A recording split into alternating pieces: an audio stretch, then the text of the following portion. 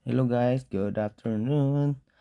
Dito, ito na naman tayo, magluluto tayo ng paanang manok with ah, balunan. Nag-crave kasi ako guys sa paanang manok kaya ang tagal ko na hindi nakakain ng paanang manok. Kaya ngayon mag-aadobo tayo ng manok.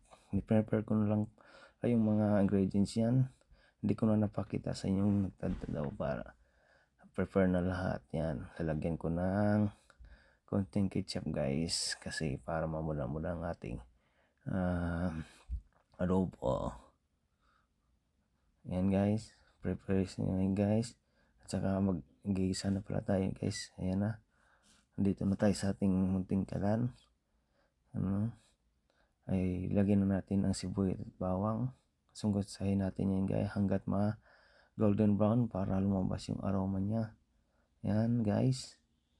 Ayan. Shout out pala dyan sa lahat ng nanonood guys dyan ngayon. Shout out dyan sa lahat ng mga viewers natin. Keep on watching guys. Ayan guys. Sangkot sa natin yan. Mikos-mikos ni Uncle yan. Tapos naglagay din pala ako ng ano guys. Yung celery dyan.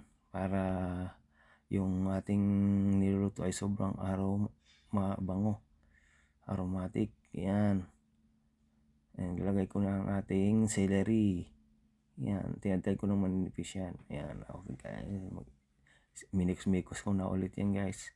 Para maaroma ang ating adobo.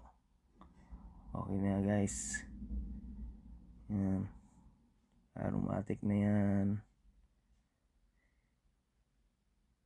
Yan. Sinangkutsa ko lang ng sinangkutsa yan hanggat magiging ano na, maluto-luto ng konti. At nilagay ko na rin ang paanang manok at saka balunan at minix-mix ko ulit guys. Sinangkutsa ko na ulit. Yan.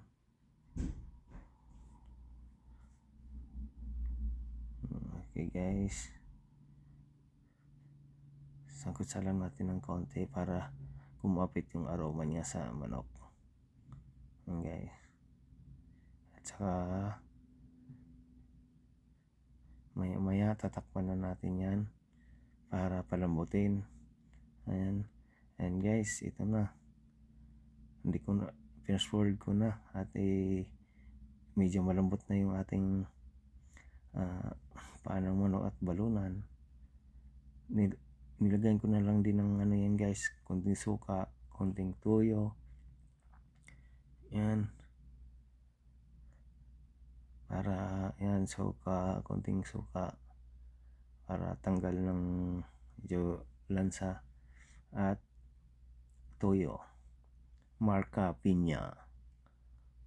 Baka naman soy sauce. Marca Piña. Yan. Yan na guys. Nilagyan ko na rin lang ng magic syrup man guys.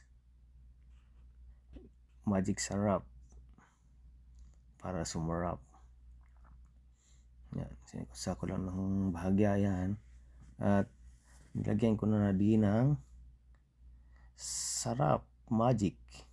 Nilagay ko sa Ajinomoto yan. Tak tak tak. Magic sarap.